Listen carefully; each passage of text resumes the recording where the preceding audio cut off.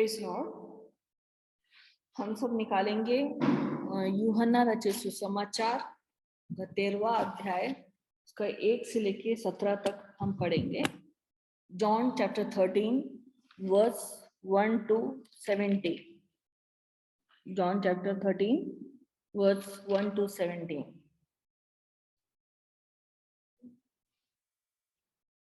फसह के पर्व से पहले जब यीशु ने जान लिया कि वह घड़ी आ पहुंची है, जगत छोड़कर पिता के पास जाओ, तो अपने लोगों में से जो जगत में थे, जैसा प्रेम वह रखता था, अंत तक वैसा ही प्रेम रखता रहा।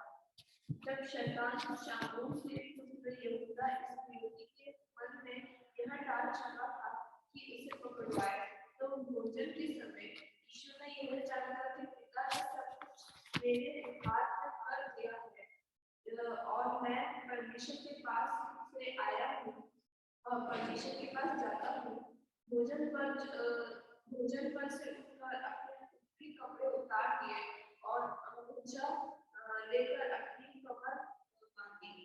तब बर्तन में पानी भरकर चेलों के पांव धोने और जिस अंगूठे से इसकी कमर बंधी थी उसी से पोंछने लगा। जब वह शामोन पतरस के पास आया तो पतरस ने उससे कहा, हे प्रभु, क्या तू मेरे पांव धोता है? यीशु ने उसको उत्तर दिया, जो मैं करता हूँ तू उसे अभी नहीं जानता, परंतु इसके बाद समझेगा। पतरस ने उससे कहा, तू मेरे पांव कभी न धोने पाएगा। यह सुनकर यीशु ने उससे कहा, यदि मैं तुझे ना धोऊं तो मेरे साथ तेरा कुछ भी साझा नहीं। शामोन पतरस ने उससे कहा, हे प्रभु, तो मेरे पांव नहीं वरन हाथ और सिर भी धो दे। यीशु ने उससे कहा, जो नहा चुका है उससे पांव के सिवाय और कुछ धोने की आवश्यकता नहीं, परंतु वह बिल्कुल शुद्ध है। और तुम शुद्ध हो, परंतु सब के सब नहीं। वह तो अपने पकड़ने वाले को जानता था, इसीलिए उसने कहा, तुम सब के सब शुद्ध नहीं।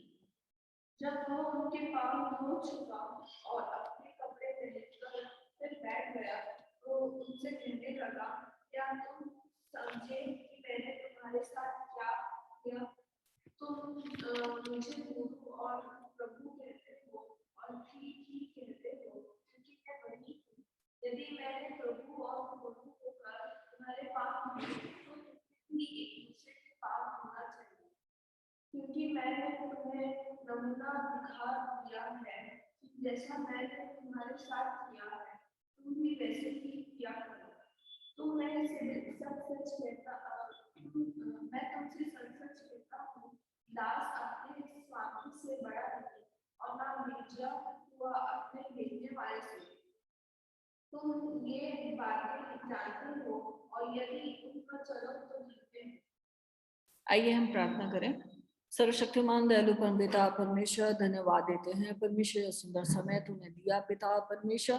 परमेश्वर अभी इसी वक्त परमेश्वर इस सत्र को तेरे हाथ में समर्पित करते हैं पिता परमेश्वर। पिता परमेश्वर, हम जो भी इस वचन से हम ध्यान मनन करते हैं पिता, होने दे हम सबके हृदयों में तू बोल और बातचीत करना होने दे पिता परमेश्वर। हम सब परमेश्वर तेरे समान हम बनने पाए परमेश्वर, उसके लिए तो हम सबकी सहायता करना, मदद करना परमेश्वर। तेरे नाम को धन्यवाद परमेश्वर। इस विधि को सुनना परमेश्वर, यीशु को मीठे नाम से मांगते हैं, सुनो ग्रहण का परमपिता परमेश्वर, आमीन। हम देखते हैं कि यीशु मसीह यहाँ पे चेलों के पांव धोने के लिए हैं करके हम देखते हैं। ठीक है, ये उस टाइम की बात है, उस वक्त की बात है कि यीशु मसीह का क्रूस में चढ़ाने से पहले वाली घटना की बात है, जहां ये वहां पे बैठे थे और अपने चेलों के साथ बैठे हुए थे। और यहाँ पे हम देखते हैं कि यीशु मसीह जो है गुरु होने के बाद भी वो क्या करते हैं, अपने चेलों का पांव धोते हैं। यहाँ पे इस चैप्टर में हम देखते हैं। क्या आपने कभी भी सुना है या कभी भी आपने देखा है कि आपके गुरु या आपके कोई लीडर या आपके कोई अगुआ, ऐसा कोई नमूना आपने देखा है जो आपके साथ ऐसे व्यवहार करे? ऐसा कभी भी सुनने में आया है क्या? नहीं, हमें कभी भी सुनने में नहीं आया, ना ही कभी हमें देखने में आया है। हम जब देखते हैं इस दुनिया में, हम देखते हैं इस दुनियादारी के जो बॉस होते हैं, दुनियादारी के जो लीडर होते हैं या अगुवा होते हैं, वो कैसे टाइप के अगुवा होते हैं? वो हम पे क्या करते हैं? ऑर्डर देते हैं ना, ये करो, वो करो, ऐसा करो, वैसा करो, ये हमें ऑर्डर देते हैं ना हमें, और वो जो भी बोले हमें चुपचाप करना है। ऐसे टाइप के अगुओं को हमने देखा है। पर हम यहाँ पे देखते हैं यीशु मसीह एक ऐसा अगुआ जो गुरु होने के बाद भी उन्होंने एक बढ़िया नमूना हम सबके सामने दिखाया। वाकई में ये इस तरह जो एक लीडरशिप होना या इस तरह के अगुआ होना मतलब बहुत अच्छी बात है। बहुत वाकई में ऐसे एक अगुआ हमें देखने को नहीं मिलता है। ये जो चीज हम देख रहे हैं, हम यहाँ पे देखते हैं, इस चैप्टर में हम देखते हैं यीशु मसीह जो है सारे शिष्यों के पाँव को धो रहे हैं।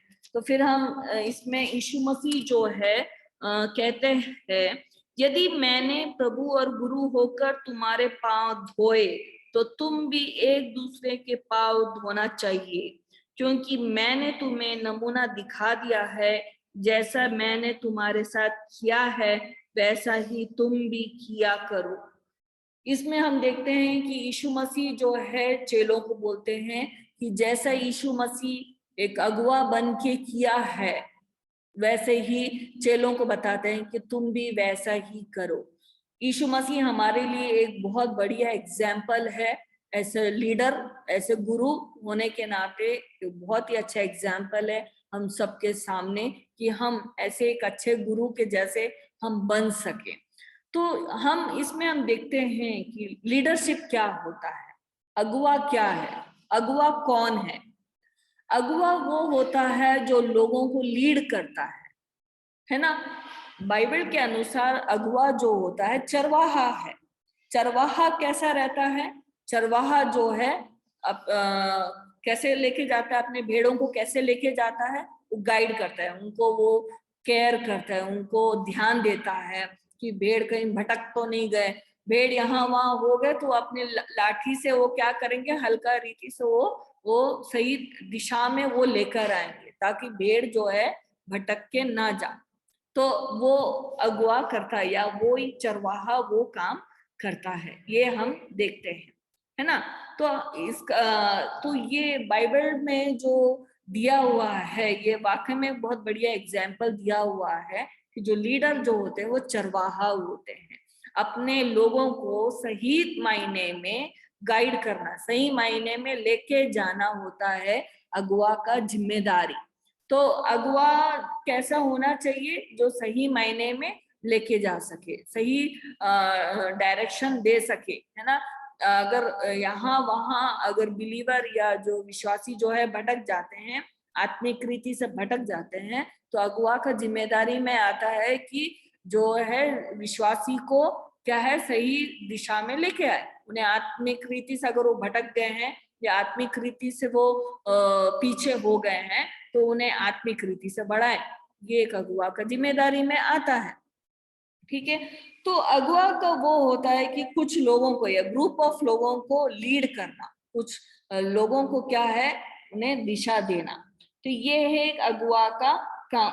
जब हम दुनियादारी अगुवा का हम देखते हैं, उन लोग क्या रहते हैं, बॉस रहते हैं, वो दूसरों को बैठ के ऑर्डर देते हैं। लेकिन बाइबल के अनुसार या यीशु मसीह ने जो एग्जाम्पल जो हम सबके सामने दिया है, वो अगुवा ऐसा होना चाहिए जिसके अंदर नम्रता हो या हम्बलनेस हो, जो लोगों को जो है टेक केयर करने वाला या लोगों को समझने वाला, लोगों को दर्द समझने वाला, लोगों को दर्द समझ के उनको हील करने वाला या उनको सही मायने में सही तरीके से उन्हें गाइड करने वाला, ऐसे एक अगुवा बाइबल में हम देखते हैं। तो आज हम देखेंगे यीशु मसीह ने कैसे वो समझाया कि स्वर्ग राज्य का जो पर्सपेक्टिव है, स्वर्ग राज्य का जो देखने का तरीका है, जो अगुवा का जो तरीका है, वो बहुत ज्यादा डिफरेंट है इस दुनियादारी के अगुवा से। तो यीशु मसीह ने क्या कहा, यीशु मसीह ने क्या किया? यीशु मसीह गुरु होने के बाद भी उन सारे चेलों का पांव को धोया। ऐसा कभी हमें सुनने या देखने नहीं मिलता है। ये उनका नम्रता उन्होंने दिखाया है कि गुरु होने के बाद भी उन्होंने शिष्यों का पैर धोया है। ये चीज हम देखते हैं कि स्वर्ग राज्य में इसमें जो नम्र व्यक्ति को बहुत ही माना जाता है। परमेश्वर की नजर से देखा जाए तो जो नम्र होते हैं उनको माना जाता है। ये नम्र व्यक्ति को माना जाता है। मत्ती में भी लिखा है, धन्य है वे जो नम्र है, वो क्या होंगे, पृथ्वी के अधिकारी होंगे। वचन में बहुत स्पष्ट लिखा हुआ है। तो ये फर्क हम देखने में हमें मिलता है। तो हम निकालते हैं मत्ती रचित सुसमाचार 18 अध्याय 1 से लेके 4। मत्ती रचित सुसमाचार 18 अध्याय उसके 1 से लेके 4। उस घड़ी चेले यीशु के पास आकर पूछने लगे, स्वर्ग के राज्य में बड़ा कौन है? इस पर उसने एक बालक को पास बुलाकर उनके बीच में खड़ा किया और कहा, मैं तुमसे सच कहता हूँ कि जब तक तुम ना फिरो और बालकों के समान ना बनो, तुम स्वर्ग के राज्य में प्रवेश करने नहीं पाओगे। जो कोई अपने आप को इस बालक के समान छोटा करेगा, वह स्वर्ग के राज्य में बड़ा होगा। और जो कोई मेरे नाम से एक ऐसे बालक को ग्रहण करता है, वह मुझे ग्रहण करता है। यहाँ पे हम देखते हैं कि चेले लोग पूछते हैं कि कौन बड़ा है करके। तो ये क्या चल रहा था इन लोगों के बीच में, क्या चेले लोगों के बीच में क्या चल रहा था, आर्ग्यूमेंट चल रहा था कि क्योंकि यीशु मसीह गुरु है तो अब चेले लोग जो 12 शिष्य लोग हैं उसमें से हम में से बड़ा कौन है। तो ये इन लोग के बीच में आर्गुमेंट चल रहा था। तब इन लोग ने आके वो पूछा, यीशु मसीह से आके पूछा कि बड़ा कौन है। तब यीशु मसीह ने ये समझाया, जो छोटे से छोटा है वही स्वर्ग राज्य में क्या होता है, बड़ा है। आप समझ रहे मेरे बात को, जो छोटे से छोटा होता है वही स्वर्ग राज्य में क्या है, बड़ा है।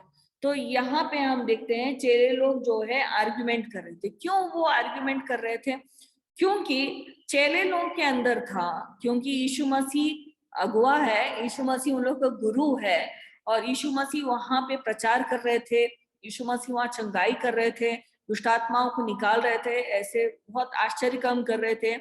और ये 12 शिष्य जो हैं उन लोग के साथ थे और इनको हर जगह जाना रहता था।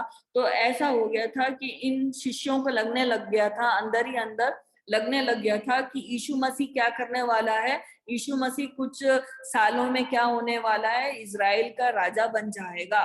और जो उस टाइम में जो रोमी शासक जो शासन कर रहे थे, यीशु मसीह जो है वो रोमी शासक को हटा देगा और यीशु मसीह वहां पे इजराइल का राजा बन जाएगा। अब यीशु मसीह राजा बन जाएगा तो ये 12 शिष्य को क्या होगा, उनको अच्छा पदवी मिलेगा, है ना, बहुत बढ़िया पदवी मिलेगा। तो इन लोग के आपस के बीच में क्या है, आर्गुमेंट चल रहा था, डिस्कशन चल रहा था कि कौन सबसे बड़े पदवी में बैठेगा, कौन डायरेक्टर बनेगा, कौन असिस्टेंट डायरेक्टर बनेगा। ऐसे इन लोगों के बीच में भयंकर जो है आर्ग्यूमेंट चल रहा था कि यीशु मसीह तो राजा बन जाएगा तो हम लोग को भी एक अच्छे पोस्ट में आना है। तो ये इन लोग के बीच में डिस्कशन चल रहा था। लेकिन यीशु मसीह ने उनको ऐसा जवाब दिया जो उन लोग ने भी सोचा नहीं था, है ना, उन लोग के मन में वो नहीं आया था। उन लोग के दिमाग में क्या था कि यीशु मसीह जो है इजराइल में हमेशा जो है राज्य करने वाले हैं और इन लोग जो है हमेशा वहां पे एक अच्छे पदवी में बैठने वाले हैं, ये सोच विचार था। लेकिन यीशु मसीह उसके लिए नहीं आए थे। पर यीशु मसीह का जो विजन था, यीशु मसीह का जो देखने का जो परमेश्वर का इच्छा पूरा करना है, वही था यीशु मसीह का इच्छा। इस इजराइल में या इस दुनिया में राज करना है। उस टाइम में जब शारीरिक रीति से आया था तब नहीं था, उनके अंदर ये था कि हमें पाप से छुटकारा देना है, वही था उनके अंदर। लेकिन ये शिष्यों को ये उस बात का बिल्कुल भी अंदाजा नहीं था, बिल्कुल भी आइडिया नहीं था कि यीशु मसीह का अंदर क्या है, विजन क्या है, वो उनके अंदर आइडिया नहीं था। हालांकि यीशु मसीह ने कई बार उनको समझा चुके थे कि उनके साथ क्या होने वाला है, उन्हें क्रूस में चढ़ाया जाने वाला है, वो क्रूस में चढ़ेंगे, वो दुख उठाएंगे, वो मर जाएंगे, वो तीसरे दिन जी उठेंगे।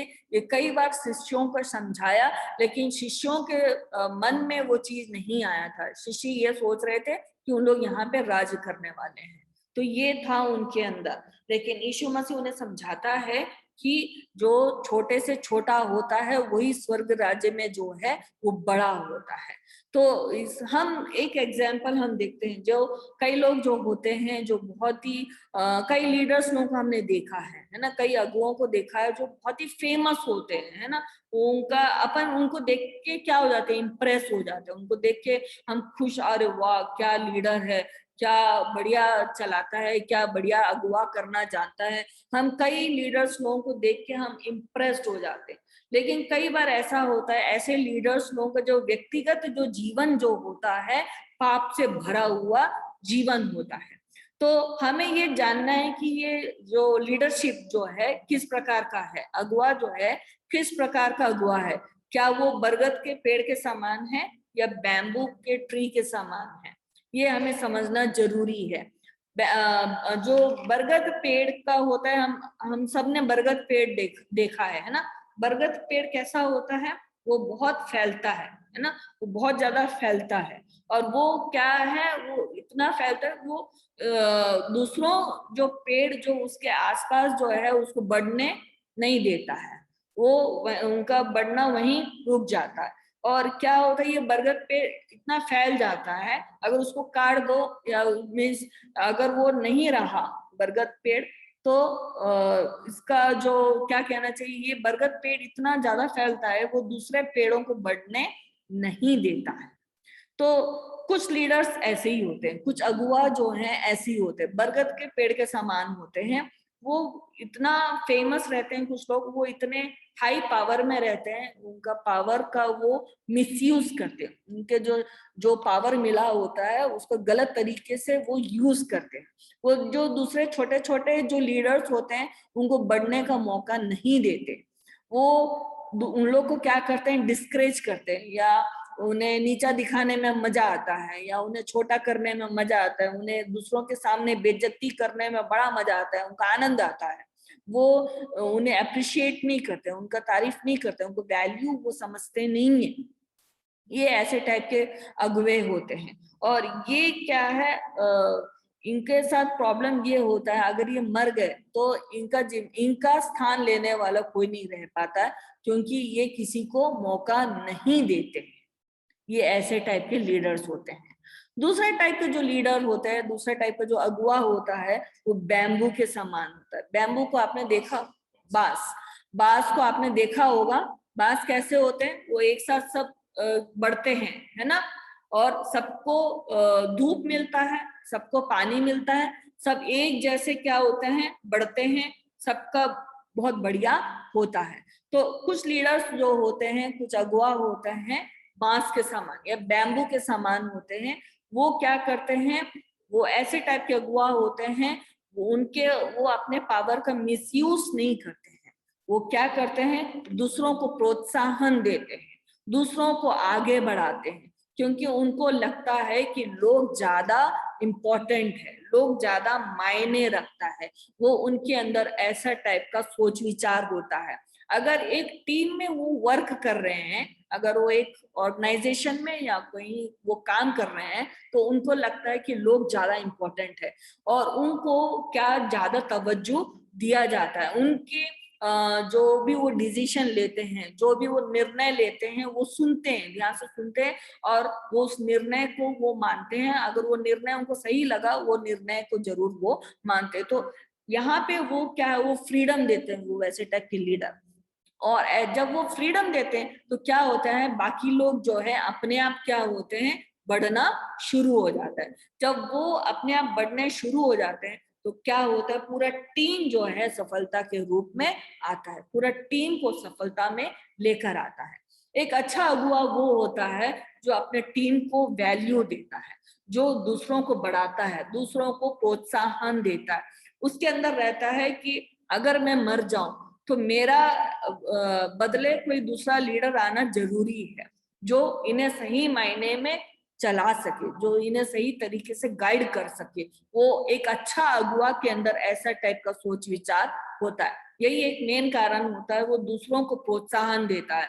जो वो मुंह खोलता है तो वो दूसरों के लिए खुशी का कारण होता है, दूसरों को बहुत अच्छी रीति से वो समझाता है।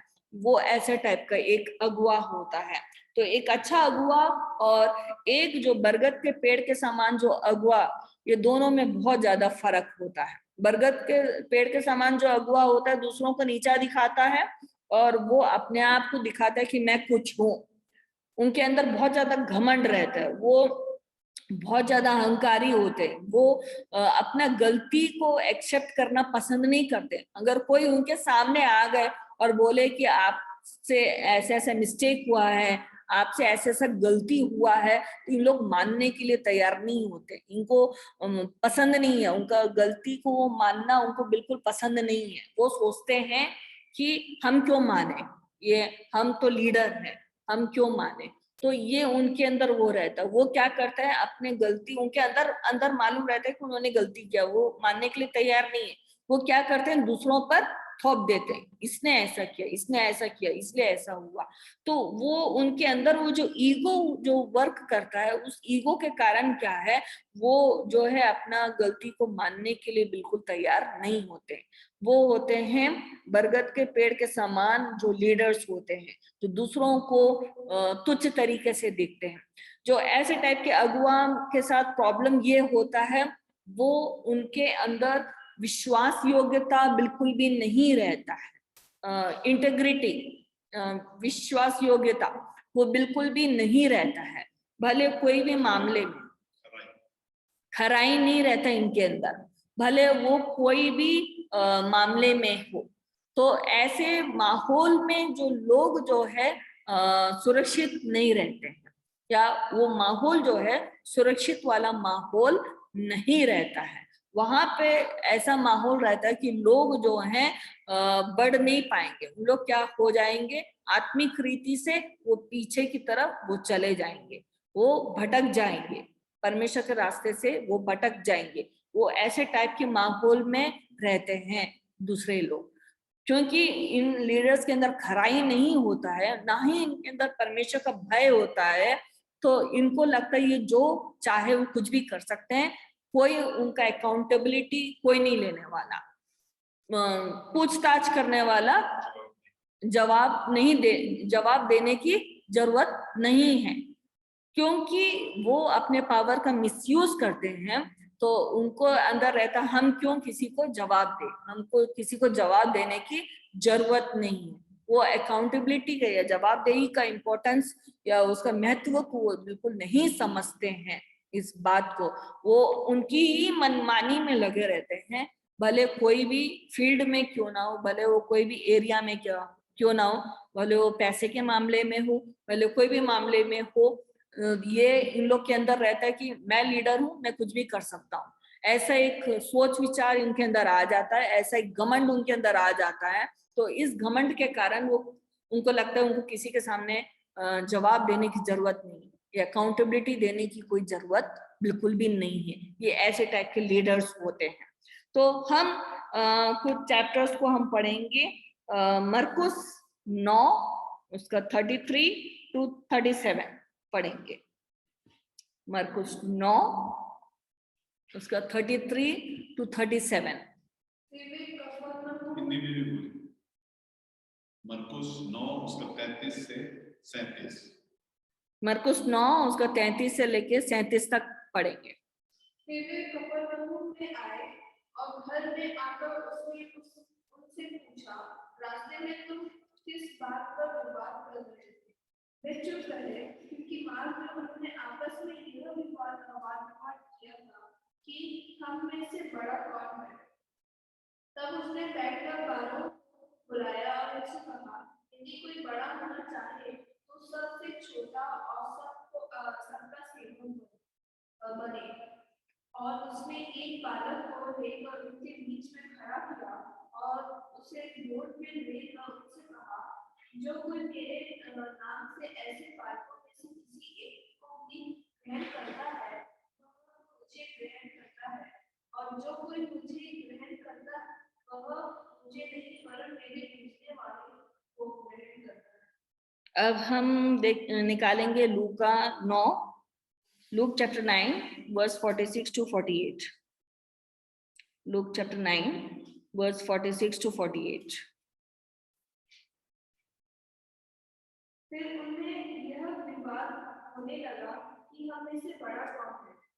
पर यीशु ने उनके मन का विचार जान लिया और एक बालक को लेकर अपने पास खड़ा किया और उनसे कहा, जो कोई मेरे नाम से इस बालक को ग्रहण करता है वह मुझे ग्रहण करता है, और जो कोई मुझे ग्रहण करता है वह मेरे भेजने वाले को ग्रहण करता है। क्योंकि जो हम में से सब छोटे से छोटे हैं वह बड़ा बड़ा।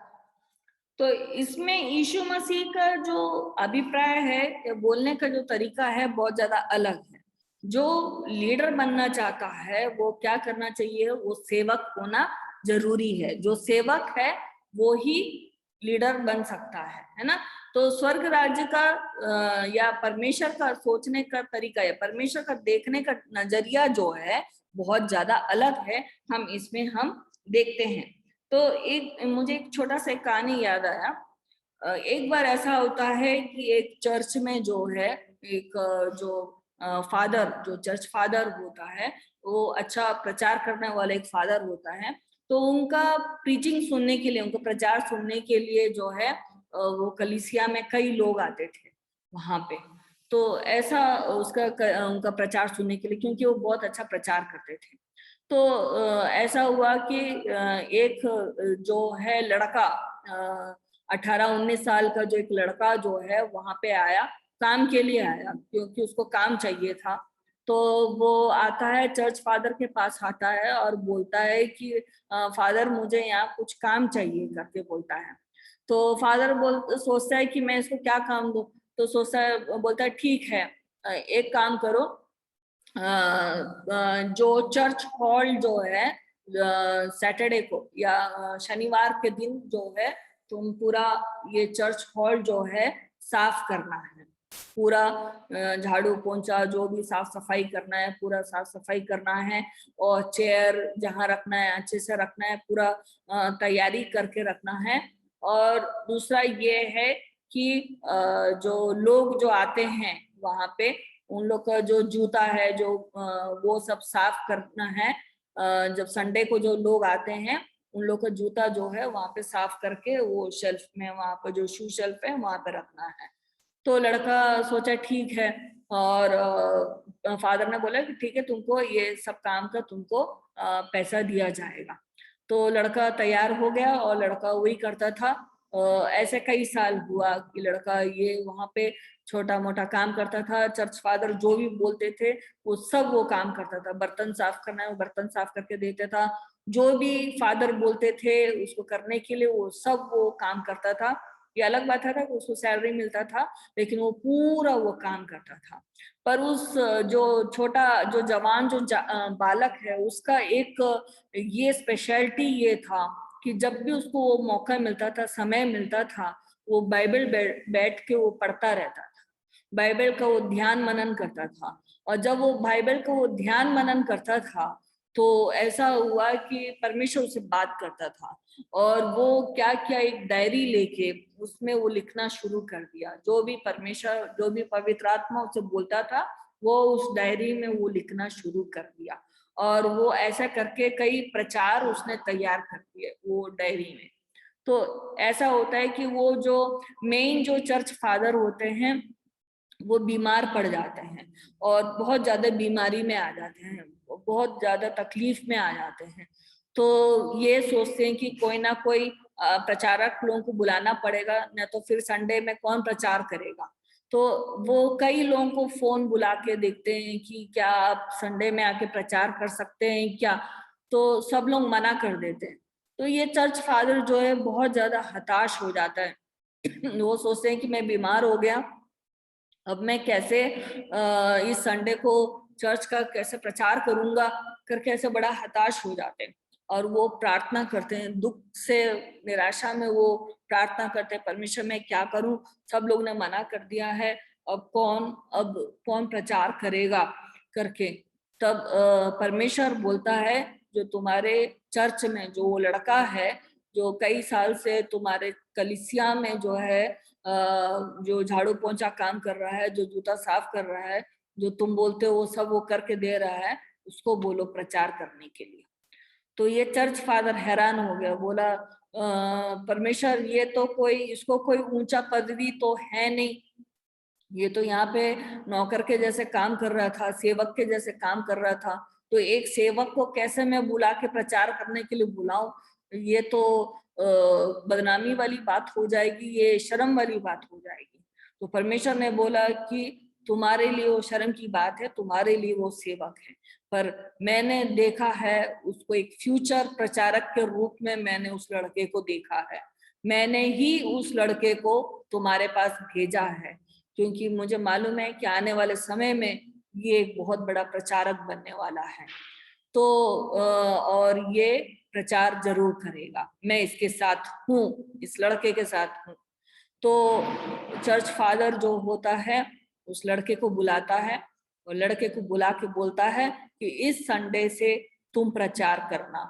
तो लड़का बहुत खुश हो जाता है और बोलता हाँ मैं प्रचार करूंगा।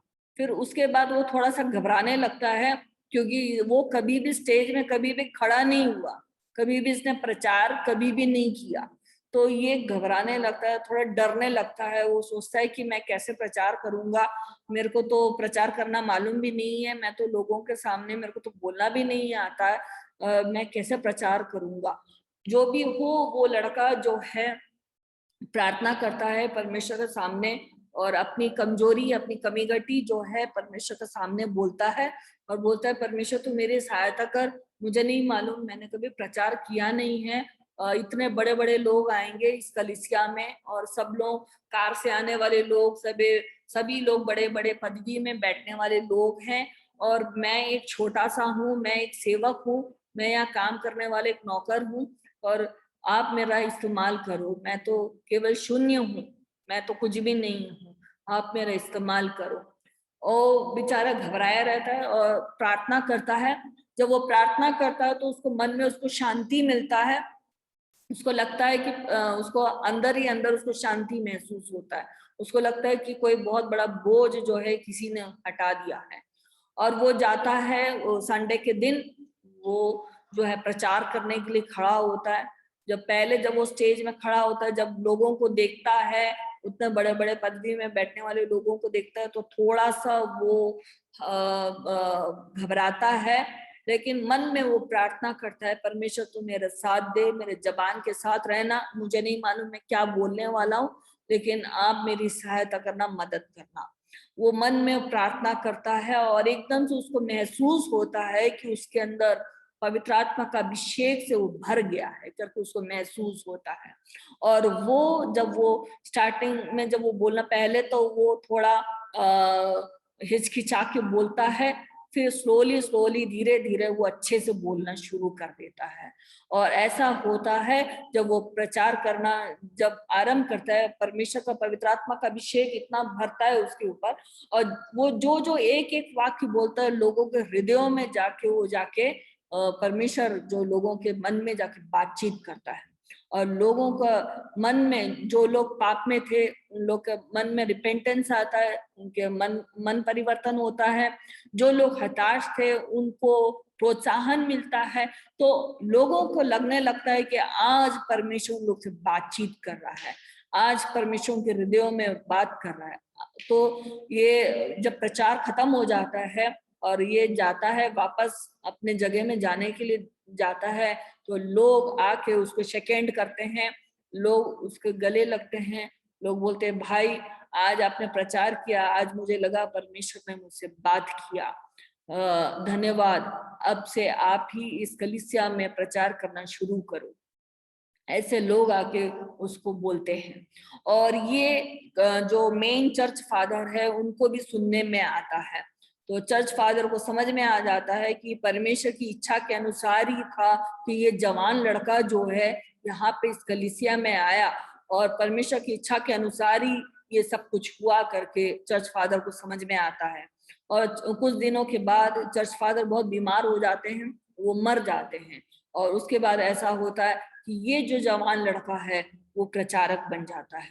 ना केवल इस कलीसिया में वो प्रचार करता है, बल्कि लोग हर जगह से उसको बुलावा आने लगता है, वो हर जगह प्रचार करने के लिए जाता है, अनेक स्टेज में जाता है, वो जाके प्रचार करता है। तो वो प्रचार करना शुरू होता है, परमेश्वर का अभिषेक उसके अंदर इतना ज्यादा रहता है कि लोग जो वहां पे छुटकारा, डिलीवरेंस वहां पे होने लगता है, लोगों को छुटकारा महसूस होने लगता है, आत्मिक रीति से छुटकारा, फिजिकल छुटकारा, मानसिक रीति से छुटकारा, हर तरीके से डिलीवरेंस लोगों को महसूस होता।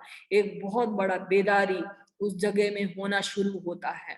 और ये जो छोटा लड़का जहां जहां जाता है प्रचार करने के लिए, वहां पे एक बेदारी होना शुरू हो जाता है। और ऐसे परमेश्वर उस जवान आदमी को एक बहुत ही माइटी वे में या बहुत ही ताकतपूर्वक परमेश्वर उसको उपयोग करना शुरू करते हैं। और आने वाले समय में वो एक बहुत बड़ा प्रचारक बन जाता है। और वो भले वो बहुत बड़ा प्रचारक ही था, लेकिन उसके मन में क्या था, एक नम्रता था। जब भी उसको समय मिलता था, वो एक कमरे के अंदर बैठ के वो प्रार्थना करता था। वो बहुत ही प्रार्थनाशील करने वाला एक व्यक्ति था, वो बहुत ही प्रार्थना करने वाला व्यक्ति था। जब वो काम करता था या वो कहीं भी ट्रैवल में है या यात्रा में है, मन के अंदर वो प्रार्थना करने में लगा रहता था, क्योंकि वो वचन में जिस तरह लिखा है, निरंतर प्रार्थना में लगे रहो, उस बात पर वो विश्वास करता था। तो वो लगातार वो मन के अंदर वो प्रार्थना करता रहता था। और जो भी उसको लगता था कि उसके अंदर वो जो कमी घटी है उसे नहीं हो पाएगा, उसको असंभव सा लगता था, वो परमेश्वर के सामने वो समर्पित करता था और परमेश्वर जो है उसको उपयोग करता था और हर असंभव चीज जो है संभव हो जाता था।